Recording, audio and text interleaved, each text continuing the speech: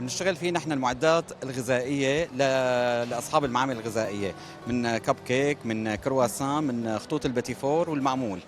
المعرض كثير مهم بالنسبه لنا ليصير الترابط بيننا وبين الزبون بشكل مباشر. هلا كثير في من الزباين ما عم يعرف انه اليوم في صناعه لبنانيه بهي الجوده، كله بيقول لك انه لا بنطلع برات لبنان او ما في هي الصناعه. المعرض ضروري يكون في وحده ترابط بيننا وبين الزبون بشكل مباشر. الصراحة هذا المعرض كتير مهم للصناعيين، صغار الصناعيين والكبار بلبنان، بظل الظروف اللي مرقت على لبنان واللي عشناها نحن كصناعيين بالدرجة الأولى.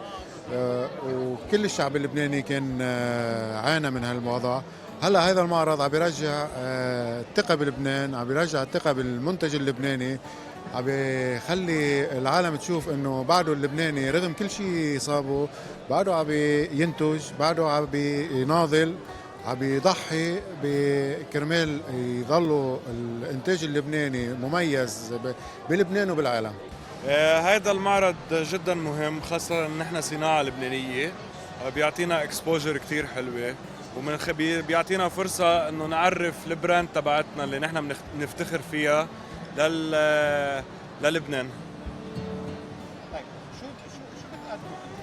شو بتعملوا؟ نحن بنصنع بات فود سوبر بريميوم كواليتي،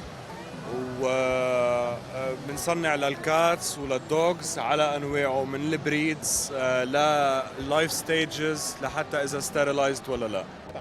نحن مصنعين فرامات للحطب للاغصان لحتى نحول هيدي الاغصان لمادة يستفيد منها المستهلك، من كومبوست، من ترب للمزارعين، من باليت للتدفئة، أو من حطب ولحتى نحمي البيئة من الحرائق ومن قطع الأشجار الكبيرة. نحن بهاي المكانات اللي عم نصنعها هون بنحول المكانات القطع الكبيرة بنحولهم لقطع صغيرة لحتى ما يقصصوا الأغصان الكبيرة ويقصصوا الشجر.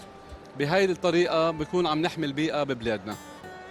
هاي العده كلها صنع لبنان ولا فيها شيء مستورد؟ هاي المكانات صناعة لبنانية محض، بس في عنا نحن الموتورات هي صناعة من الصين، صناعة صينية.